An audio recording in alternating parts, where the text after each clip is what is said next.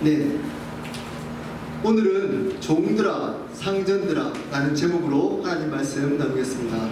오늘 말씀 나누기 전에 저번 시간에 나누었던 말씀 잠깐 복습하고 오늘 말씀 나누겠습니다.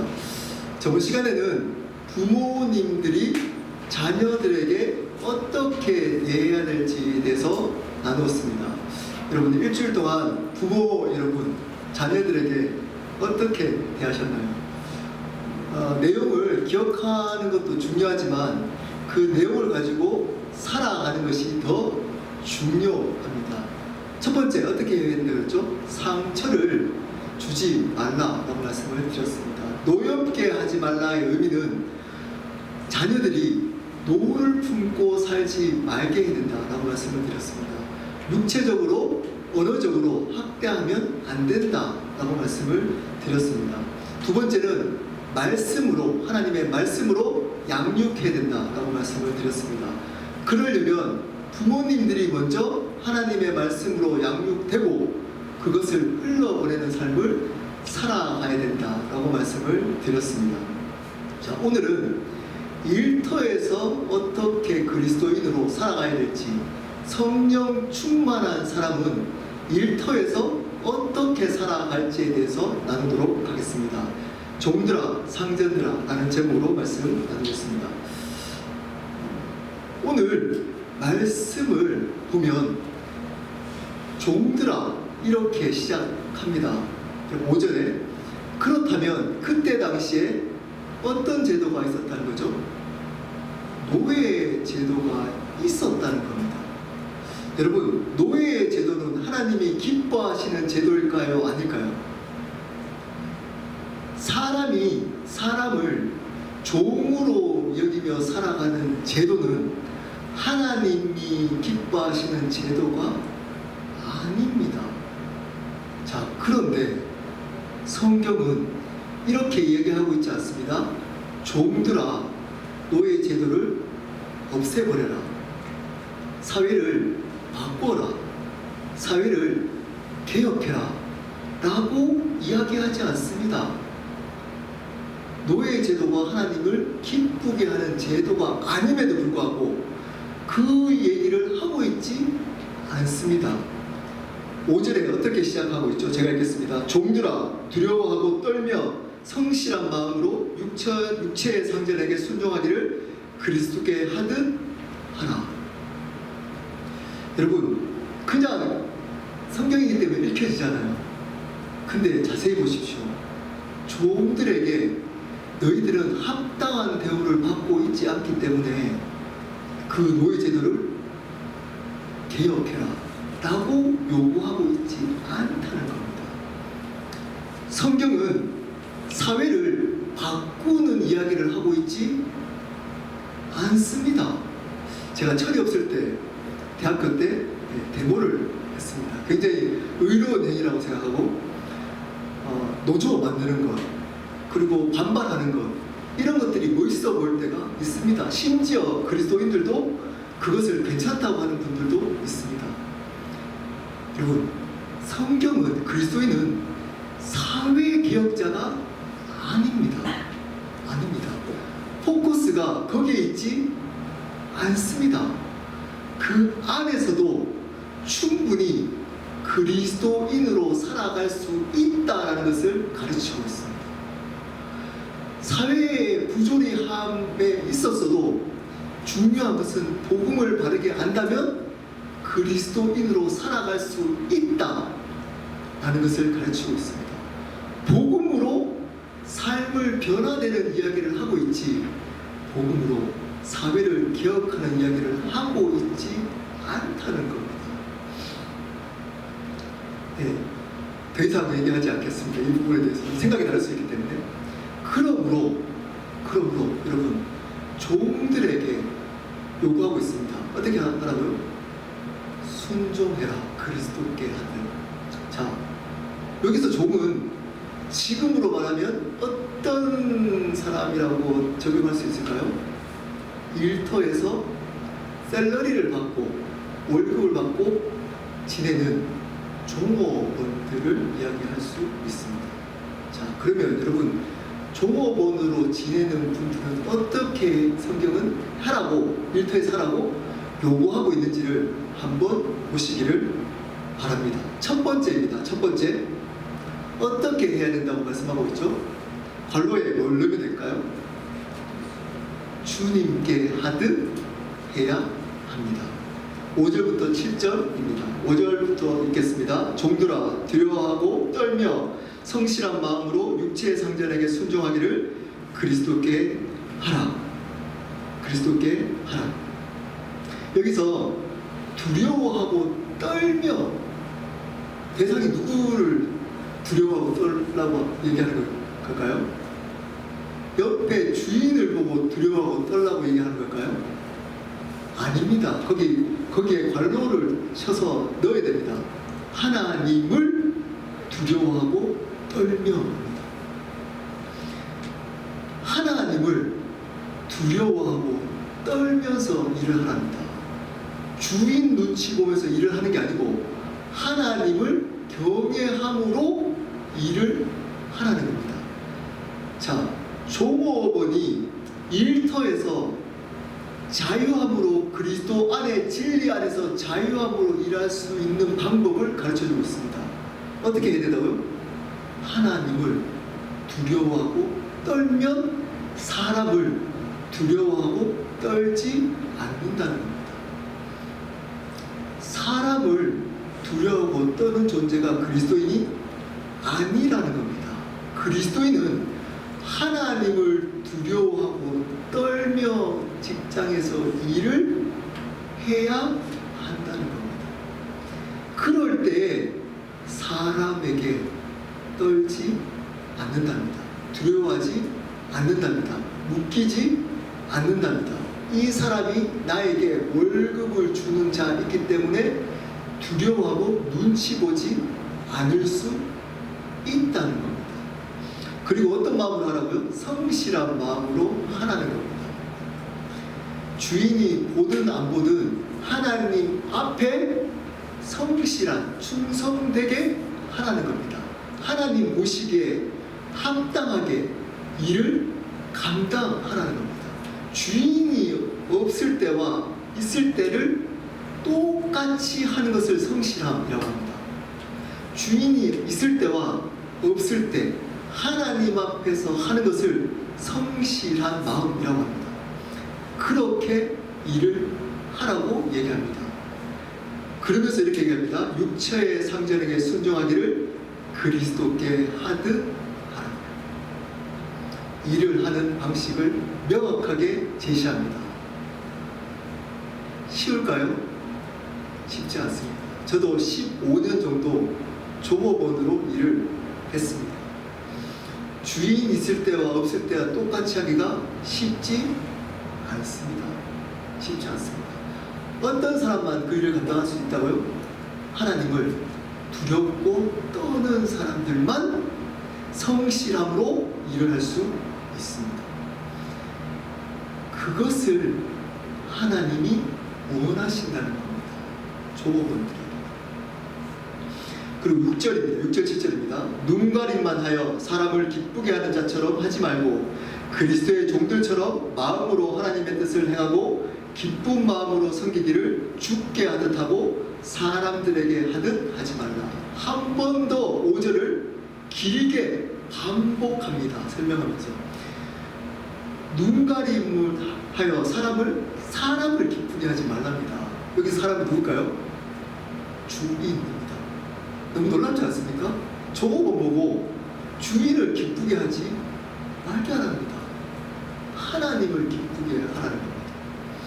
그리스도의 종들처럼 마음으로 하나님의 뜻을 행하고 기쁜 마음으로 섬기기를 주께 하듯 하고 사람들에게 하듯 하지 말라. 여러분, 여기서 반복되는 말들이 있습니다. 여러분 한번 볼까요? 뭐가 반복되죠? 5절부터 7절에 주께 하듯 하라 반복되죠? 그리고 또 반복되는 게 있습니다. 뭘까요? 마음입니다. 마음. 자, 보십시오. 5절에 성실한 마음으로, 6절에 그리스도의 종들처럼 마음으로, 그리고 7절에 기쁜 마음으로. 여러분, 이 의미가 뭘까요? 마음을 왜 이렇게 강조할까요? 어떻게 하라고 얘기를 하는 걸까요? 제가 목사로서 이 얘기하기가 좀 부담스럽습니다. 조업원으로 일하시는 분들에게. 마음을 이 세 번이나 왜 강조할까요?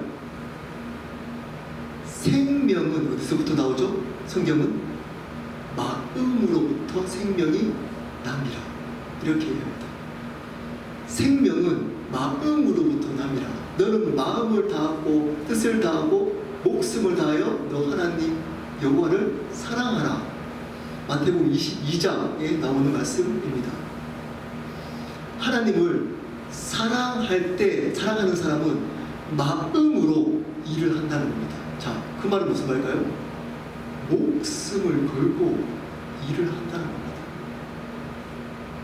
네, 이 얘기 들으면 조업으로 일하는 분들 말이 되냐, 무슨 직장에서 목숨을 걸고 일을 하냐 라고 생각하실 거잖아요. 네, 그 얘기 들으면 말이 되나 그게 목숨 걸고. 네, 성경은 그것을 요구하고 있습니다. 왜일까요? 왜일까요? 잘 들어보시면 이해가 됩니다. 성경은 교회 일과 직장 일을 구분하지 않습니다. 똑같이 봅니다. 여러분, 목사가 교회 일을 할 때 대충 해야 될까요? 어떻게 해야 될까요? 마음으로 교회를 섬겨야 되는 겁니다. 마음으로 목숨을 다해서 교회를 섬겨야 되는 겁니다. 자, 그러면 그렇듯이 직장에 있는 분들도 그리스도인이면 직장에서 마음으로 목숨 다해서 그 일을 감당해야 한다는 겁니다. 왜냐? 로마서 12장 1절에 그렇게 얘기를 합니다. 어떻게 얘기하죠? 너희 몸을 하나님께 드릴 산제사로, 산제물로 드려라. 그것이 너희가 드릴 영적 예배니라. 너희가 드릴 영적인 예배. 거기서 영적이라는 말은 합당한, 그리스도인으로서 합당한 예배인데, 그 예배가 뭐라고요? 모든 삶을 하나님께 드릴 영적인 예배, 예배처럼 하라는 겁니다. 여러분이 하고 있는 그 일은 성직입니다. 성직. 도넛을 만든다면 도넛을 만드는 그 일은 교회 일을 감당하듯이, 목사가 교회 일을 감당하시 성직으로 해야 한다는 겁니다. 직장에 여러분이 하고 있는 그 일을 하나님 앞에 예배하듯이 그 일을 성실함으로, 하나님을 두려움으로 그 일을 감당해야 한다는 겁니다. 왜냐? 우리는 그리스도인이기 때문입니다. 조심스럽게 말씀을 드리지만, 교회에 다닌다고 직장 일을 소홀히 하는 것, 가정 일을 소홀히 하는 것, 성경이 가르치는 가르침이 아닙니다. 아닙니다. 직장에 있는 일을 여러분 교회 일처럼 하셔야 됩니다. 하나님 앞에 두렵고 떨림으로 그 일을 감당하셔야 됩니다. 왜일까요? 그 이유가 나옵니다. 8절입니다. 왜 그렇게 해야 하나요?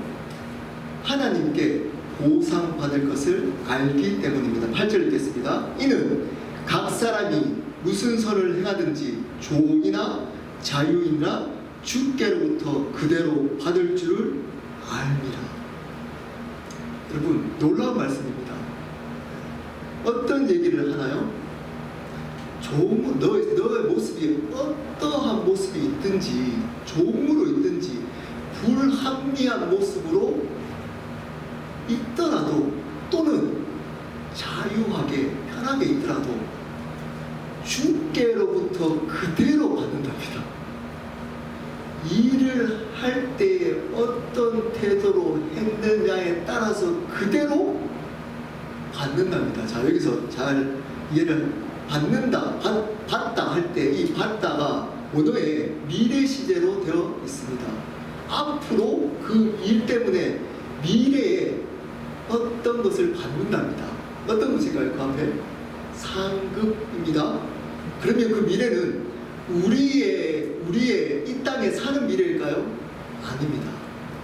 하나님 나라 천국에서 행한 대로 받게 될 거라는 겁니다. 자, 어떤 일? 교회 일일까요? 이게 교회 일인가요? 지금 이 교회 일을 하는 것, 교회 봉사하고 교회를 섬기는 것에 따라서 받게 될 거다. 교회에 봉사하는 만큼 직분을 잘 감당할 만큼 받게 될 거다. 이렇게 얘기하고 있지 않습니다. 예, 목사가 이렇게 얘기하면 별로 좋지 않잖아요. 근데 여러분, 성경은 그것을 가르쳐주고 있습니다. 어떻게 얘기하나요? 직장에서 하나님 앞에 두렵고 떨림으로 그 일을 목숨 걸고 마음으로 다해서 하는 그대로 하늘나라에서 상급을 받게 될 거다 라고 말씀하고 있습니다.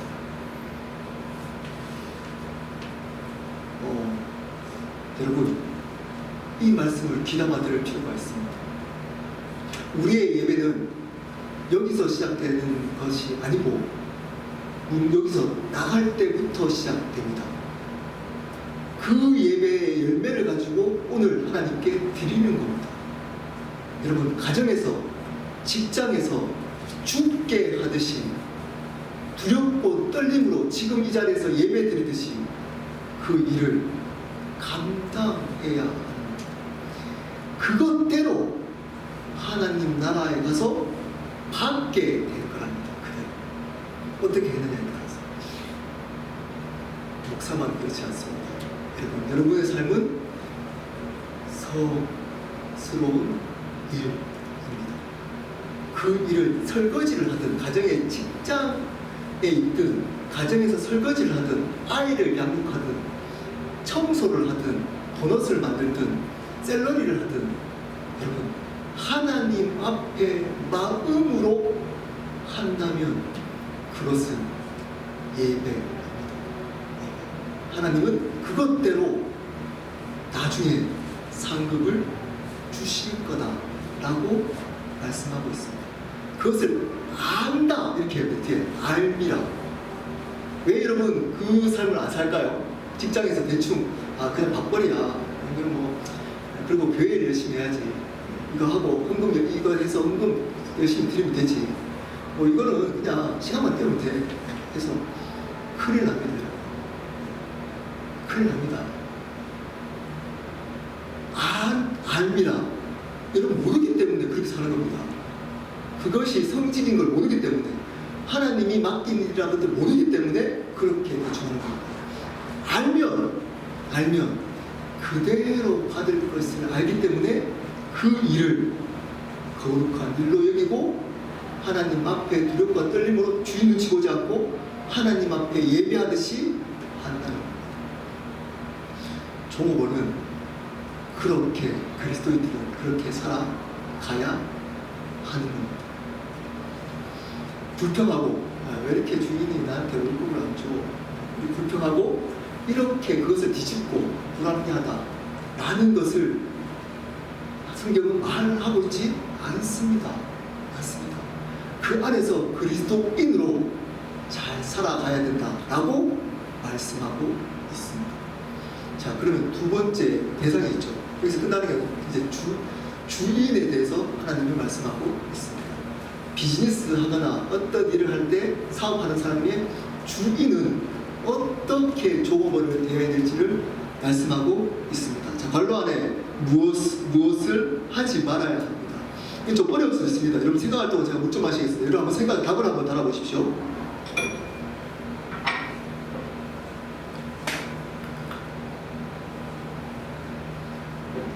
무엇을 하지 말아야 할까요? 갑질을 하지 말아야 합니다. 갑질을 하지 말아야 합니다. 에베소서 6장 9절입니다. 상전들아, 너희도 그들에게 이와 같이 하고 위협을 그치라. 이는 그들과 너희의 상전이 하늘에 계시고 그에게는 사람을 외모로 취하는 일이 없는 줄 너희가 알미라. 여기서 또 알미라 나옵니다. 첫 번째 요구합니다. 주인에게 그들에게도 이와 같이 하고, 이와 같이가 누구와 같이일까요? 종이 하듯이 똑같이 하라는 겁니다. 종이 하나님 앞에서 하듯이 주인도 하나님 앞에서 그들을 무시하지 말고 섬기는 마음으로 하라는 겁니다. 첫 번째, 그들을 섬기는 마음으로 대하는 겁니다. 내가 고용해서 내 아래의 사람처럼 대하지 말고 섬김의 모습으로 종업원을 대하라는 겁니다. 자, 그리고 뒤에 나옵니다. 그러면서 위협을 그치라 라고 합니다. 위협을 그치라. 자, 이 말을 어떤 말로 표현할까 하다가 갑질로 표현했어요. 요즘 많이 쓰는, 요즘 한국 문화에서 가장 많이 쓰는 갑질. 교회에서도 담임 목사가 전도사들이나 사역자들에게 갑질하는 문화가 있습니다. 월급 별로 안 주고 갑질하는. 또 직장에서도 그런 갑질을 하는 주인들이 있다는 겁니다. 갑질이 뭘까요? 여러분, 갑질이 들어보셨죠? 갑질이 뭘까요? 사회적 위치와 직분과 능력을 이용해서 그 아래에 있는 사람을 불합리적으로 대하는 겁니다. 무례하게 대하는 겁니다. 비인격적으로 대하는 겁니다. 이게 갑질입니다. 그리스도인 주인은 절대 갑질하면 안 됩니다. 안 됩니다. 절대 갑질하면. 내가 주인이라고 비인격적으로 비합리적으로 그 종업원들을 대하면 안 된다는 겁니다. 내가 월급을 줘, 월급만큼 일해 라고 생각하는 것, 틀린 생각은 아니죠. 아닌데 그렇기 때문에 어쩌면 비인격적으로 그 사람을 대하고 있다면 갑질이 겁니다. 그렇게 대하지 말라는 겁니다. 그 이유를 뒤에 밝히고 있습니다. 왜 그렇게 해야 되는지. 왜 그렇게 해야 될까요? 9절 뒷부분입니다. 너희의 상전이 하늘에 계시고 그에게는 사람을 외모로 취하는 일이 없는 줄 너희가 알미라. 삶의 주인이 하나님이기 때문입니다. 그 주인이 갑질하지 않기 때문입니다. 우리에게 간단합니다. 참 주인이 있다는 겁니다. 너가 이 땅에서 주인처럼 보이지만 너희는 내 앞에서는 똑같은 종이야, 이 말입니다. 너는 참 주인이 있어. 너가 이 비즈니스의 주인처럼 보이지만 내가 이 비즈니스의 주인이야, 이 말인 겁니다. 상전이 있다. 여기 보면 상전이 하늘에 계시고 진짜 주인이 하늘에 계시다는 겁니다. 그 비즈니스의 진짜 주인이 하나님이시라는 겁니다. 하나님. 그러므로 똑같은 사람으로 하나님 앞에 대해야 된다. 왜냐? 뒤에 나옵니다. 그에게는, 하나님은 사람을 외모로 취하는 일이 없는 줄 알기 때문이다. 여기서 외모가 뭘까요? 잘생기고 못생기고 이런 걸까요? 그렇지 않습니다. 그 사람의 능력, 위치, 모습, 그런 걸로 하나님은 그 사람을 대하지 않는다는 겁니다. 차별하지 않는다는 겁니다. 갑질하지 않으신다는 겁니다. 그렇기 때문에 하나님을 주인으로 인정하면서 살아가는 주인, 이 땅의 비즈니스의 주인들은 어떻게 해야 된다고요? 갑질하면 안 된다는 겁니다. 그들을 섬기는 마음으로 인격적으로 대해야 한다는 겁니다. 문제는 이 둘 중에 한 부분이 무너질 때가 문제잖아요. 주인이 그런 마음이 있는데 종업원은 눈치 보면서 말 잘 안 들을 때 어려운 거죠. 그리고 반대로 종업원은 그렇게 열심히 하려고 하는데 주인은 하나님을 모르고 함부로 갑질할 때 이게 어려운 거잖아요. 어떻게 해야 될까요? 그러면 어떻게 해야 될까요? 정답은 성경에 나와 있지 않기 때문에 제가 정답은 이렇게 하십시오 저렇게 하십시오 할 수 없습니다. 근데 원리는 있습니다. 원리는 있습니다. 어떤 원리인가요? 하나님을 두려워하고 떨므로 결정합니다. 그분 앞에 코람되오 그분 앞에서 결정합니다. 그분께 기도하고 결정합니다. 어떻게 해야 될지 그분께 물어봐야 합니다.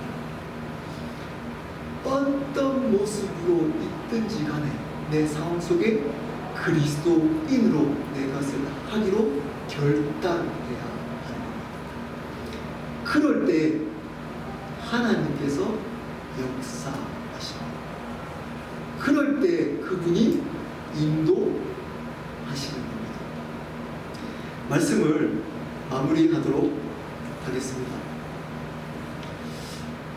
이렇게 지내는 것은 쉽지 않습니다. 말은 명확하게 나와 있지만 이렇게 지내는 것이 쉽지 않습니다. 저도 15년을 조업으로 살았습니다. 여러 가지 힘듦이 많았습니다. 불합리한 대우라고 생각한 적도 꽤 많이 경험했습니다. 크게 상처받은 적도 있습니다.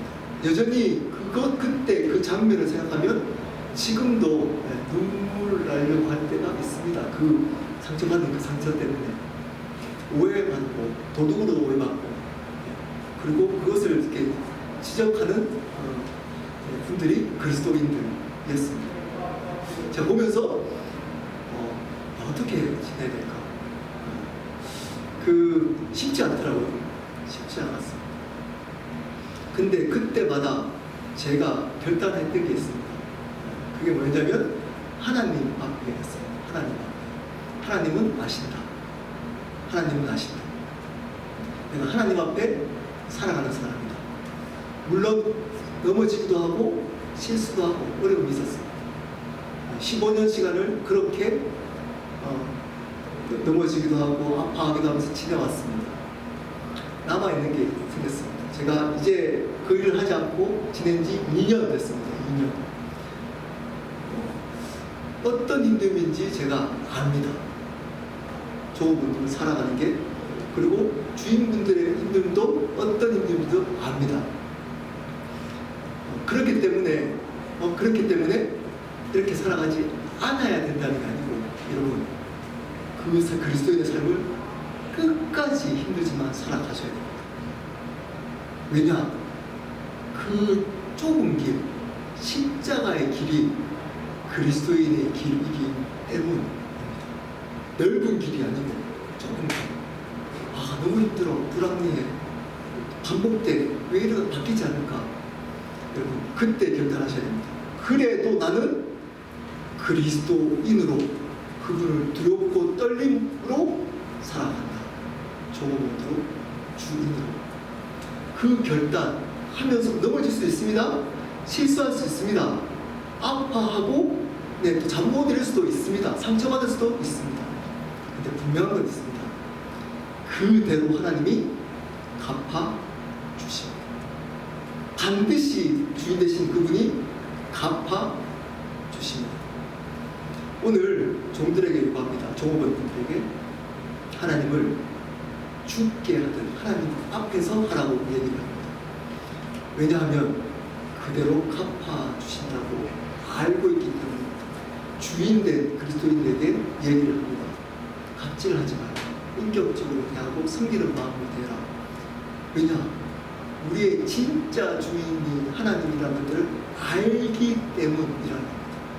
너가 주인이 이 비즈니스 주인이 아니라는 것을 너가 알기 때문이라는 겁니다. 진짜 주인은 너가 아니고 나야 라는 것을 알기 때문이라는 겁니다. 그렇게 살아갈 때 하나님이 여러분의 삶을 인도하실 겁니다.